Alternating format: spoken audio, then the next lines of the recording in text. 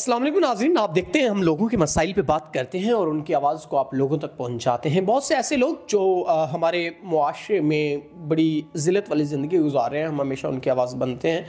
तो ये जो बहन मेरे साथ मौजूद हैं, काफ़ी परेशान हालत में आई, तो आइए इनके तमाम तर जो मसाइल हैं वो आप तक पहुँचाते हैं। अस्सलाम वालेकुम।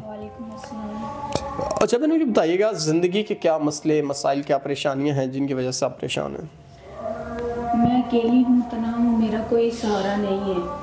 मैं चाहती हूँ कोई नेक मुखलिस इंसान हो, जो उम्र में बड़ा हो, ज़्यादा उम्र हो, मुझे इससे कोई फ़र्क नहीं पड़ता। बस नमाजी हो, कुरान पाक पढ़ता हो, इज़्ज़त करना जानता हो, मैं उससे निकाह कर लूँगी। मुझे ज़रूरत है, मैं ज़रूरतमंद हूँ। नाज़रीन, ये बहन ज़रूरतमंद है निकाह की। तो अगर कोई ऐसा इंसान जो इनसे निकाह की ख्वाहिश रखता है, जो इनसे इनके मामलात ज़िंदगी की ख्वाहिश रखता है कि वो पूरे कर सकता है, तो वो ज़रूर इनके साथ निकाह करे। और मैं आप लोगों से ये हम्बल रिक्वेस्ट करता हूँ कि जो लोग निकाह के लिए आएँ उनके साथ आप निकाह करें। निकाह सुन्नत है और सुन्नत को आप अदा करें ताकि जो भी मसाइल हैं वो कम हो सकें इन लोगों के।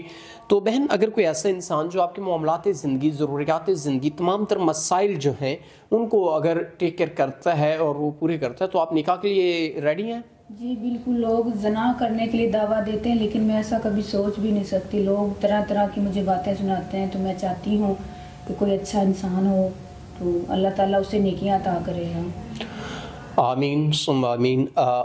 नाज़रीन, अगर कोई ऐसा इंसान जो इनके मामलात ज़िंदगी और ज़रूरियात ज़िंदगी पूरा कर सकता है तो वो इनके साथ निकाह करे। बहन ने वाज़ह बता दिया कि वो ज़ना नहीं करना चाहती, निकाह करना चाहती हैं।